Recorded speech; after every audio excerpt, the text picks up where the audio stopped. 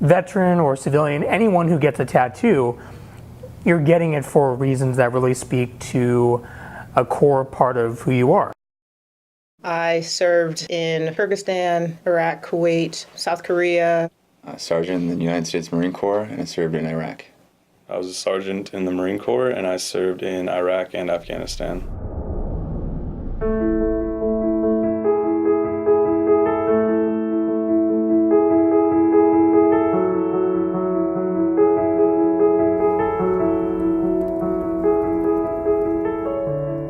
My name is Chris Brown. I'm the grant writer and co-creator of War Inc.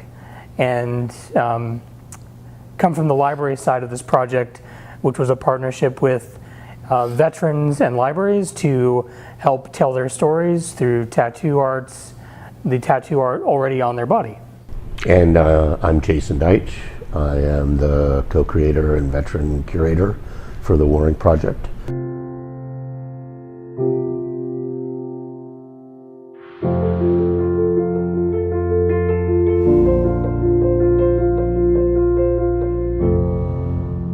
War Inc. is a project that Chris and I worked our way towards an understanding of how necessary it was to answer certain needs inside the community. Libraries are institutions of knowledge collection, but also they're much more active than that. And Chris can speak to this a bit more, but through our work together on some other projects, we realized that in the community, there was no active voice. There was no authentic narrative for the Iraq-Afghanistan veteran experience, both the experience in the military and the experience coming home. And we felt that, it was important for there to be a project that spoke in their voice, that gave as much authenticity to their narrative as was possible.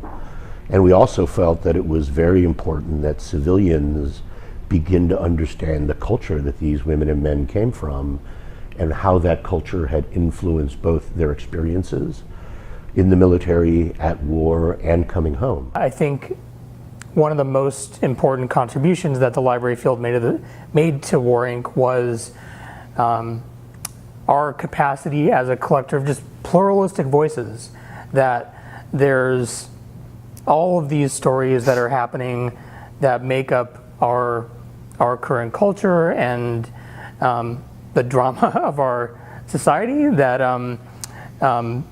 come from different perspectives, and libraries don't censor those, and we actively collect a breadth of them, trying to give space to all different types of stories. It touches people because everyone who has gotten a tattoo understands that these stories are really about something incredibly personal and very important to somebody, to the person telling the story. While we did hit on a shared trait, right? I mean, getting tattoos was something that has been going on since time immemorial within the veteran community. I mean, you know, soldiers in the Peloponnesian War and the Roman Legion got tattoos, and so it's been a presence there. But now that tattooing has become much more normative in our culture, we realized that there was a shared trait there. But if it wasn't for the vulnerability and the communication that the 24 veterans did in the project themselves to make themselves vulnerable to the photography, to the oral histories, to the video interviews, I don't think it would have had anywhere near the animation that it did, the life that it did for other people. Because when a veteran talks about, well, this is because of loss, or this is because of pain, or this is because, and those are things, by the way, that warfighter culture doesn't really support, right?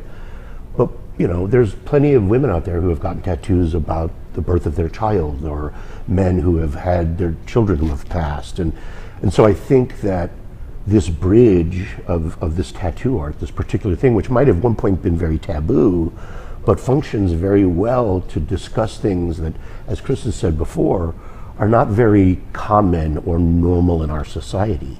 They might be emotionally taboo. They might be things that aren't usually part of the societal discussion, but they need to be, right? They're very strong experiences, and those are shared in a way that gives them real humanity that you don't have to be a veteran to understand. But these civilians had a truer kind of experience, which is what we were looking for, a visceral experience that could be shared in that way. People are very quick to judge when they hear military tattoos, which is a shame, in my opinion. Opening communication between veterans and civilians, that communication's hard. I'm starting to realize that it's an important thing to do. I feel like there might be one other veteran out there who might understand me.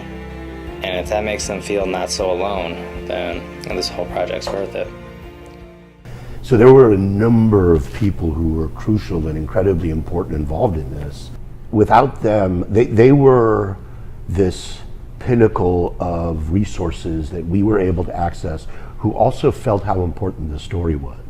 And I think they also stand as a good example for collaboration in terms of humanities and media and academics and all these other things. This synergy that happens around important stories, as Chris has said so well.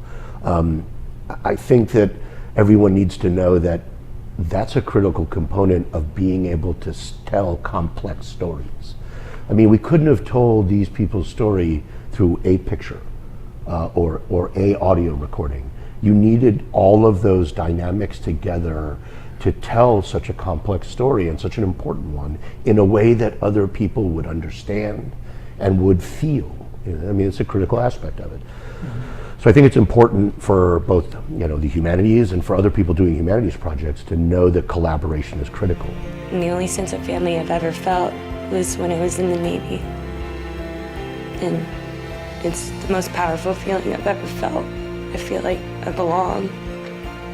I smiled a lot today. I don't usually smile a lot. It made me pretty happy, and I'm not usually very happy. I felt a little more beautiful than I normally ever feel. I feel like a disgusting person most of the time. Today kind of took all that away from me. It really meant a lot to me. I couldn't have asked for a better day. More veterans and librarians working together.